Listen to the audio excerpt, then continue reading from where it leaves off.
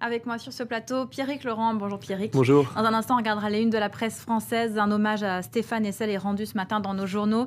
On commence avec l'actualité économique avec vous, Karina. Bonjour. Bonjour Hélène. Et on démarre avec cet accord européen pour plafonner les bonus des banquiers. Oui, un accord obtenu tard à Bruxelles et qui prévoit de limiter le montant des bonus des banquiers et qui ne pourront plus excéder celui de leur salaire, voire dans certains cas ne pourront être égales à 2 fois leur salaire. C'est une mesure unique au monde et qui, vous l'imaginez, ne plaît pas à Londres, qui craint pour l'attractivité de la City. La City où les bonus des banquiers peuvent atteindre jusqu'à 10 fois leur salaire, même si depuis le début de la crise, comme on va le voir sur ce graphique, ils ont eu une tendance à fortement chuter. Or, cette loi, et c'est ça la différence, va rendre leur baisse définitive. Les ministres des Finances des 27 vont devoir maintenant se prononcer sur ce texte. Ce sera la semaine prochaine.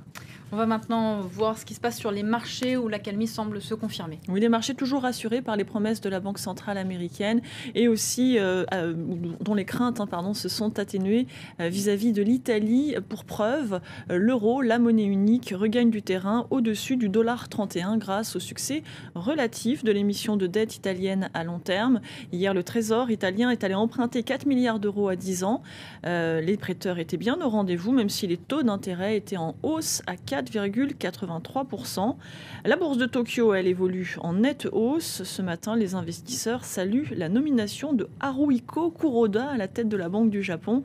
Ce dernier était leur candidat naturel puisqu'il défend une politique de défense de la croissance par la relance monétaire. Enfin, ce mercredi, Wall Street a gagné près d'1,5% grâce à de bons indicateurs et aux propos rassurants de Ben Bernanke, le patron de la Fed, qui a confirmé, vous le savez, son soutien à la reprise américaine. On reste aux États-Unis avec la nomination du secrétaire au Trésor américain, c'est Jack Lew. Jack Lew qui prend la succession de Timothy Geithner et sa tâche sera très difficile puisqu'il ne reste plus qu'une seule journée à Washington pour trouver un accord sur la manière de rétablir les comptes publics, faute de quoi le budget 2013 sera amputé de 85 milliards de dollars. Hier encore, Barack Obama a appelé les membres du Congrès à tout faire pour éviter un tel scénario. On écoute le président américain. Si vous réfléchissez à ce dont notre économie a besoin en ce moment, en retirer 85 milliards de dollars sur les 6 prochains mois de façon arbitraire, indifférenciée et sans stratégie n'est pas une chose intelligente à faire si nous souhaitons vraiment faire en sorte que la croissance revienne en Amérique, que la classe moyenne prospère et bénéficie de réelles opportunités pour s'élever socialement. Merci Karina, vous développez tous ces titres à 6h48. On regarde maintenant les unes de la presse française avec vous, Pierrick. Et ce matin, ce sont 2 vieux monsieur qui font la une de la presse française, 2 hommes éminemment respectés qui suscitent une certaine admiration. Oui, le pape Benoît XVI, d'abord en une du journal La Croix, avec ce titre très sobre, L'au revoir.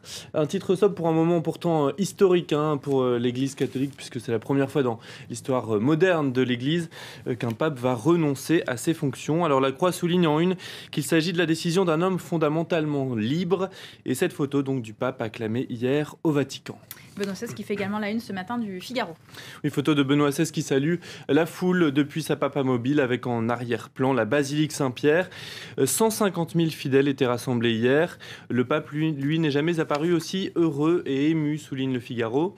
À la une également, l'explosion du chômage qui prend de court François Hollande. Le chef de l'État veut malgré tout encore croire à une inversion de la courbe du chômage avant la fin de l'année. Et un autre homme fait la une de la presse française ce matin, c'est bien sûr Stéphane Hessel.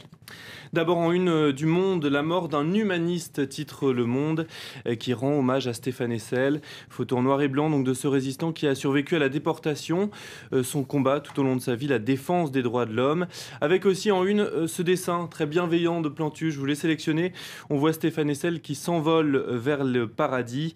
Et en guise d'aile, son manifeste à succès, indignez-vous. Et regardez les anges, le poing levé qui semble partager ses idéaux. Très bel hommage aussi du côté de Libération qui accorde à Stéphane Hessel un cahier spécial de 32 pages. Là aussi une photo en noir et blanc, pleine page, avec ce titre injuste. Libération a en fait ce matin 2 unes, puisqu'elle a également une plus classique. Plus classique, voilà. Mais